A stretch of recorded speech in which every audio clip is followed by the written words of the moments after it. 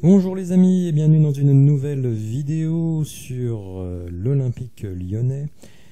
Alors pour le moment on a pu évoquer beaucoup d'arrivées du côté de Lyon, Le Penant, Lacazette, Tolisso.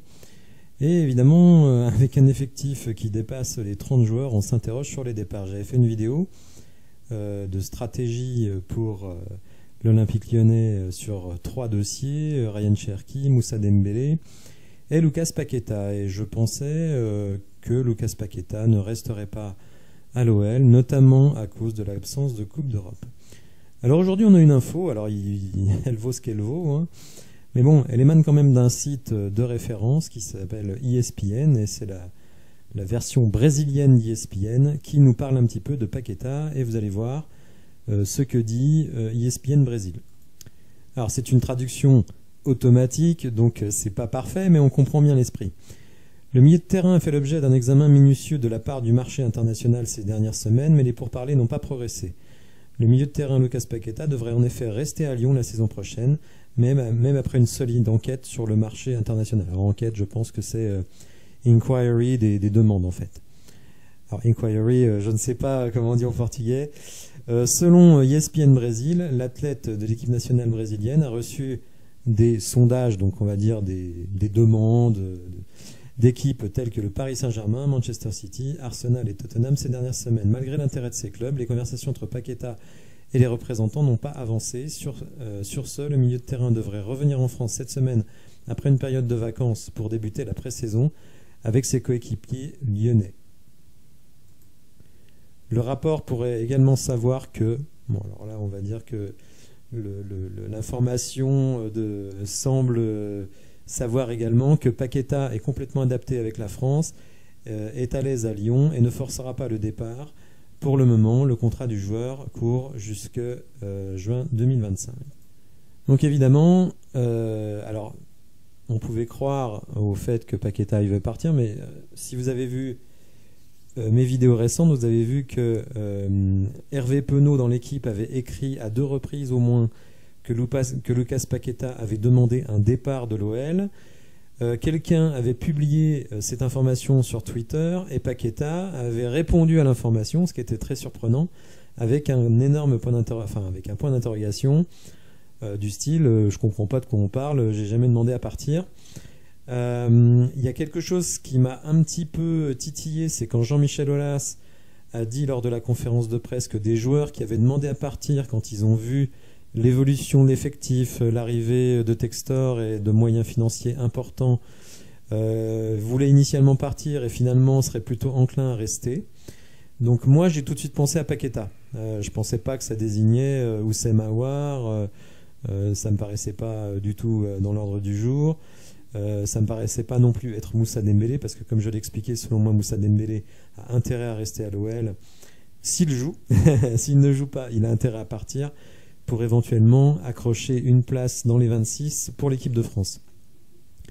Donc évidemment, à faire un gros recrutement, d'une certaine manière, ça peut être aller chercher des gros joueurs, mais quand les gros joueurs, vous les avez déjà dans l'effectif, c'est encore mieux de les garder. Alors je pense que Paqueta est vraiment un joueur qui est extrêmement apprécié par les supporters, et notamment par moi-même. Je m'étais fait à l'idée qu'il allait partir, je m'étais fait une raison, parce que pour moi la Coupe d'Europe, il faut savoir que pour le moment il arrive sur 25 ans, ou il les a déjà peut-être, il n'a toujours pas de jouer de Ligue des Champions, donc j'étais vraiment convaincu qu'il ne resterait pas. On savait aussi qu'il est extrêmement proche de Bruno Guimaraes et que Newcastle a des moyens financiers très importants. Alors attention, aujourd'hui je ne dis pas que Paqueta va rester, je n'en sais absolument rien, je ne sais pas ce qu'il a dans la tête. On ne peut pas savoir non plus d'ici la fin de l'été le montant des offres qui seront faites par les clubs qui sont sur Lucas Paqueta, et notamment Newcastle. Newcastle, c'est une équipe qui veut frapper fort. Elle est un peu barrée par le marché anglais parce que les autres clubs anglais ont pris pour parti de ne pas vendre de joueurs, de ne pas faire affaire avec Newcastle parce qu'ils rejettent ce club du fait de son actionnariat étatique. Et donc évidemment, si Newcastle veut des vedettes, veut des stars, ils sont obligés d'aller les prendre à l'extérieur, et notamment en France, où ils savent que les clubs français sont vendeurs.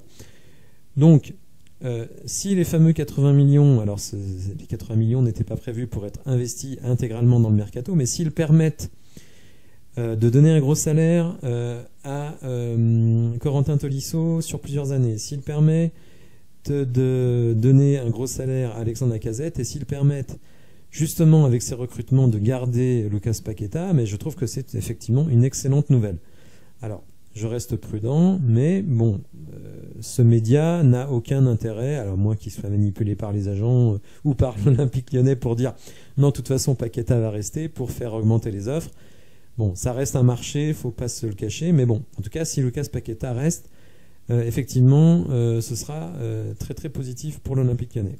Alors, si vous suivez mes vidéos, vous savez que j'aime bien, en général, conclure avec quel visage va avoir l'équipe. Or là, bah, écoutez, en tout cas sur le papier, ça a quand même de la gueule, hein, parce qu'on reprend en gros les bons éléments de la saison passée, c'est-à-dire Anthony Lopez, Lucas Paqueta, Malo Gusto, Maxence Cacré, Carl Toko Ekambi, Tété et Paqueta, et on y rajoute alors un latéral gauche qui sera meilleur qu'Emerson, ce sera pas trop dur à trouver, Corentin Tolisso qui est quand même un milieu d'exception, et Alexandre Lacazette qui était un serial buteur avec nous. Ça a été un peu moins à Arsenal, mais bon, moi je pense que c'est quelqu'un qui va faire une grande saison, et surtout bah, cette colonne vertébrale lyonnaise de joueurs qui sont pour les uns revenus pour défendre le maillot, et pour d'autres qui ont prolongé pour défendre le maillot et redorer, et Anthony Lopez qui a prolongé, le blason de notre équipe. Tété qui aussi semble très investi dans le club, donc ça je trouve ça vraiment mais formidable, parce que un des reproches qui a été fait aux joueurs l'année dernière, c'est en gros de n'en avoir rien à faire du club, de ne pas se battre pour les couleurs. Là, je trouve que ce 11-là, il est intéressant, il est technique, on a des joueurs qui sont très vifs, très puissants pour Tolisso, très rapides pour Tété, des joueurs qui combinent un peu les deux, hein, c'est-à-dire qui sont des combattants et qui en plus sont portés vers l'avant. Enfin, je trouve qu'il y a vraiment des choses très très bien. Et puis évidemment le banc, hein, n'oublions pas que on ne joue plus vraiment à 11, mais on joue plutôt à 15, 16 avec les changements. Donc quand vous avez un Cacré qui va peut-être baisser pied ou qui n'est pas dedans, vous pouvez rentrer un Le Penant ou un Elarouche, hein. Bon, ça on verra un petit peu quelles seront les hiérarchies. Si Lacazette est un peu moins bien, vous faites rentrer Dembélé. Vous avez Ryan Cherki qui peut jouer soit à droite, soit en meneur de jeu. Même chose pour Romain Fèvre. Ochakar, bon, je le connais pas bien, je vais pas faire celui qui sait, mais bon, peut-être qu'il peut être utile. Sinali Diomandé en défense centrale. Donc, vraiment, je trouve que on a un effectif assez exceptionnel. Et là, Peter Bosz, il pourra pas dire j'ai pas l'effectif qu'il faut.